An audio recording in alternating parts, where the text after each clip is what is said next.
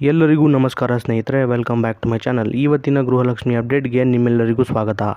ಎಲ್ಲ ಗೃಹಲಕ್ಷ್ಮಿ ಯೋಜನೆ ಫಲಾನುಭವಿಗಳಿಗೆ ಒಂದೇ ಚಿಂತೆಯಾಗಿದೆ ಸ್ನೇಹಿತರೆ. ಯಾಕೆ ಇನ್ನೂ ಗೃಹಲಕ್ಷ್ಮಿ ಯೋಜನೆಯ ಹಣ ನಮ್ಮ ಖಾತೆಗೆ ಬಂದಿಲ್ಲ ಅನ್ನೋದು.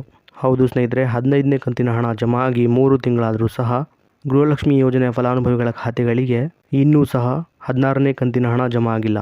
ಸ್ನೇಹಿತರೆ, ಈ ಒಂದು ವಿಡಿಯೋದಲ್ಲಿ ನಾನು ನಿಮಗೆ ಗೃಹಲಕ್ಷ್ಮಿ ಯೋಜನೆ ಹಣ ಯಾವಾಗ ಜಮಾ ಆಗುತ್ತೆ, ಹಾಗೆಯೇ ಈ ತಿಂಗಳು ಜಮಾ ಆಗೋ ಹಣ ಯಾವೆಲ್ಲ ಜಿಲ್ಲೆಗಳ ತಾಲೂಕುಗಳ ಮಹಿಳೆಯರಿಗೆ ಜಮಾ ಆಗುತ್ತೆ ಅನ್ನೋದ್ರ ಬಗ್ಗೆ ಈ ಒಂದು ವಿಡಿಯೋದಲ್ಲಿ ತಿಳಿಸ್ಕೊಡ್ತೀನಿ.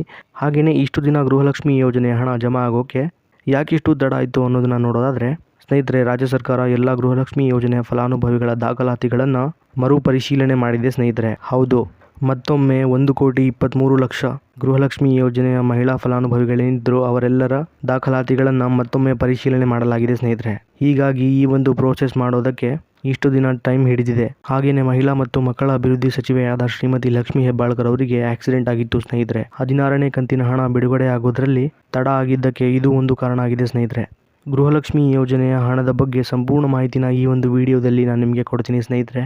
ಅದಕ್ಕಿಂತ ಮುಂಚೆ ಯಾರೆಲ್ಲ ನಮ್ಮ ಚಾನಲ್ನ ಸಬ್ಸ್ಕ್ರೈಬ್ ಮಾಡ್ಕೊಂಡಿಲ್ಲ ಕೂಡಲೇ ಹೋಗಿ ಸಬ್ಸ್ಕ್ರೈಬ್ ಮಾಡ್ಕೊಳ್ಳಿ, ಮತ್ತು ವಿಡಿಯೋಗೊಂದು ಲೈಕ್ ಕೊಟ್ಟು ಸಪೋರ್ಟ್ ಮಾಡಿ ಅಂತ ಹೇಳ್ತಾ ಬನ್ನಿ ಸ್ನೇಹಿತರೆ, ಗೃಹಲಕ್ಷ್ಮಿ ಹಣದ ಬಗ್ಗೆ ಸಂಪೂರ್ಣ ಮಾಹಿತಿನ ನೋಡೋಣ. ಹೌದು ಸ್ನೇಹಿತರೆ, ಎಲ್ಲ ಗೃಹಲಕ್ಷ್ಮಿ ಯೋಜನೆಯ ಫಲಾನುಭವಿಗಳು ಕಳೆದ 3 ತಿಂಗಳಿನಿಂದ 16ನೇ ಕಂತಿನ ಗೃಹಲಕ್ಷ್ಮಿ ಯೋಜನೆಯ ಹಣಕ್ಕಾಗಿ ಕಾಯ್ತಿದ್ದೀರಿ. ಪ್ರತಿ ತಿಂಗಳು ಆಯಾ ಕಂತಿನ ಹಣ 15ನೇ ತಾರೀಕು ಮುಗಿಯೋದ್ರೊಳಗೆ ಎಲ್ಲ ಫಲಾನುಭವಿಗಳ ಖಾತೆಗಳಿಗೆ 2,000 ರೂಪಾಯಿ ಜಮಾ ಆಗ್ತಿತ್ತು ಸ್ನೇಹಿತರೆ. ಆದರೆ 3 ತಿಂಗಳಾದರೂ ಸಹ 16ನೇ ಕಂತಿನ ಹಣ ಜಮಾ ಆಗಿಲ್ಲ.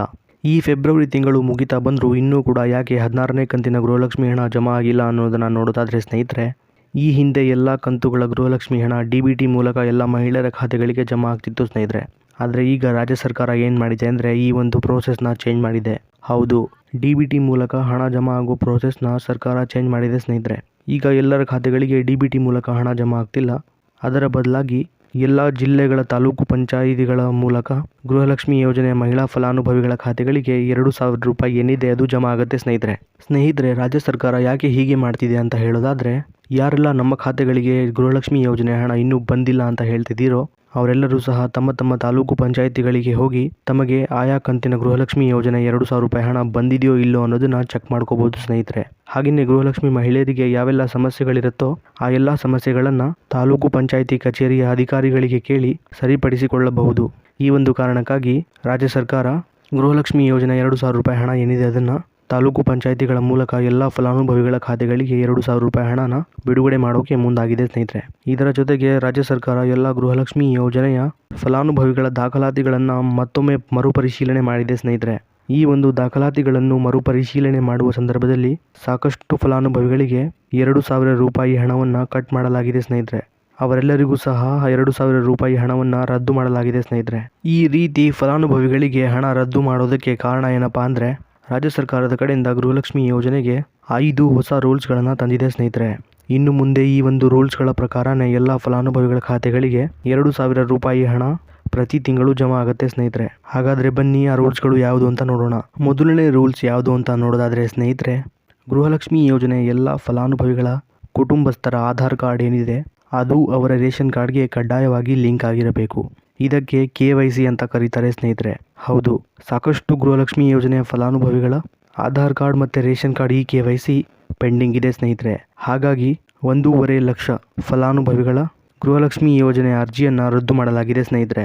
ಹಾಗೆಯೇ ಈಗ ಎರಡನೇ ರೂಲ್ಸ್ ಯಾವುದು ಅಂತ ನೋಡೋದಾದರೆ, ಯಾವೆಲ್ಲ ಗೃಹಲಕ್ಷ್ಮಿ ಯೋಜನೆಯ ಫಲಾನುಭವಿಗಳ ಆಧಾರ್ ಕಾರ್ಡ್ 15 ವರ್ಷಕ್ಕಿಂತ ಮೇಲ್ಪಟ್ಟಿದೆ, ಹಾಗೆಯೇ ಅವರು ತಮ್ಮ ಆಧಾರ್ ಕಾರ್ಡ್ನಲ್ಲಿ 15 ವರ್ಷವಾದರೂ ಸಹ ಯಾವುದೇ ರೀತಿಯ ತಿದ್ದುಪಡಿ ಮಾಡಿಸಿಲ್ಲ ಅಂದರೆ, ಮತ್ತೇ ಆಧಾರ್ ಕಾರ್ಡ್ ಅಪ್ಡೇಟ್ ಮಾಡಿಸಿಲ್ಲ ಅಂದರೆ, ಅಂತಹ ಫಲಾನುಭವಿಗಳಿಗೆ ರಾಜ್ಯ ಸರ್ಕಾರದಿಂದ ಗೃಹಲಕ್ಷ್ಮಿ ಯೋಜನೆಯಲ್ಲಿ 2,000 ರೂಪಾಯಿ ಜಮಾ ಆಗೋದಿಲ್ಲ ಸ್ನೇಹಿತರೆ. ಈಗ ಮೂರನೇ ರೂಲ್ಸ್ ಏನು ಅಂತ ನೋಡೋದಾದರೆ, ಹಾಗೆಯೇ ಸ್ನೇಹಿತರೆ, ಯಾರೆಲ್ಲ ಗೃಹಲಕ್ಷ್ಮಿ ಫಲಾನುಭವಿಗಳು ಸರ್ಕಾರಕ್ಕೆ ತೆರಿಗೆನ ಕಟ್ತಿದ್ದಾರೆ ಅಂತಹ ಮಹಿಳಾ ಫಲಾನುಭವಿಗಳಿಗೆ ಗೃಹಲಕ್ಷ್ಮಿ ಯೋಜನೆ 2,000 ರೂಪಾಯಿ ಹಣನ ರದ್ದು ಮಾಡಲಾಗಿದೆ ಸ್ನೇಹಿತರೆ. ಹಾಗೆಯೇ ಈಗ 4ನೇ ರೂಲ್ಸ್ ಏನು ಅಂತ ನೋಡೋದಾದರೆ ಸ್ನೇಹಿತರೆ, ಯಾರೆಲ್ಲ ಗೃಹಲಕ್ಷ್ಮಿ ಯೋಜನೆಯ ಫಲಾನುಭವಿಗಳು ಕಳೆದ 3 ತಿಂಗಳಿನಿಂದ ರೇಷನ್ ತಗೊಂಡಿಲ್ಲ ಅಂತಹ ಫಲಾನುಭವಿಗಳಿಗೆ 2,000 ರೂಪಾಯಿ ಹಣವನ್ನು ರದ್ದು ಮಾಡಲಾಗಿದೆ ಸ್ನೇಹಿತರೆ. ಅದೇ ರೀತಿ 5ನೇ ರೂಲ್ಸ್ ಏನು ಅಂತ ನೋಡೋದಾದರೆ, ಗೃಹಲಕ್ಷ್ಮಿ ಯೋಜನೆಯ ಫಲಾನುಭವಿಗಳ ವಾರ್ಷಿಕ ಆದಾಯ ಏನಿದೆ ಅದು 7 ಲಕ್ಷಕ್ಕಿಂತ ಕಡಿಮೆ ಇರಬೇಕು ಸ್ನೇಹಿತರೆ. ಯಾರ ವಾರ್ಷಿಕ ಆದಾಯ 7 ಲಕ್ಷಕ್ಕಿಂತ ಜಾಸ್ತಿ ಇರುತ್ತೋ ಅಂತಹ ಫಲಾನುಭವಿಗಳ ಖಾತೆಗಳಿಗೆ ಗೃಹಲಕ್ಷ್ಮಿ ಯೋಜನೆ 2,000 ರೂಪಾಯಿ ಹಣವನ್ನು ಜಮಾ ಮಾಡೋದಿಲ್ಲ ಸ್ನೇಹಿತರೆ. ಈ ಒಂದು 5 ನಿಯಮಗಳ ಪ್ರಕಾರ ಇನ್ನು ಮುಂದೆ ಗೃಹಲಕ್ಷ್ಮಿ ಯೋಜನೆಯ ಫಲಾನುಭವಿಗಳಿಗೆ ಪ್ರತಿ ತಿಂಗಳು ಹಣ ವರ್ಗಾವಣೆ ಆಗುತ್ತೆ ಸ್ನೇಹಿತರೆ.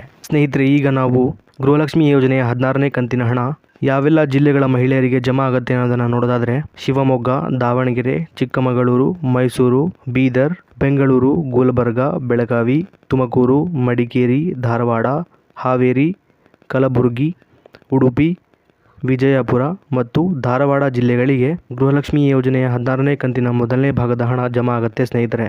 ಇದಿಷ್ಟು ಇವತ್ತಿನ ಗೃಹಲಕ್ಷ್ಮಿ ಯೋಜನೆ ಅಪ್ಡೇಟ್ ಆಗಿತ್ತು. ಯಾರೆಲ್ಲ ವಿಡಿಯೋ ನೋಡ್ತಾ ಇದ್ದೀರಾ, ವಿಡಿಯೋ ಇಷ್ಟ ಆಗಿದ್ರೆ ಲೈಕ್ ಮಾಡಿ, ಹಾಗೆಯೇ ಸಬ್ಸ್ಕ್ರೈಬ್ ಮಾಡ್ಕೊಳ್ಳೋ ಮೂಲಕ ಸಪೋರ್ಟ್ ಮಾಡಿ ಸ್ನೇಹಿತರೆ.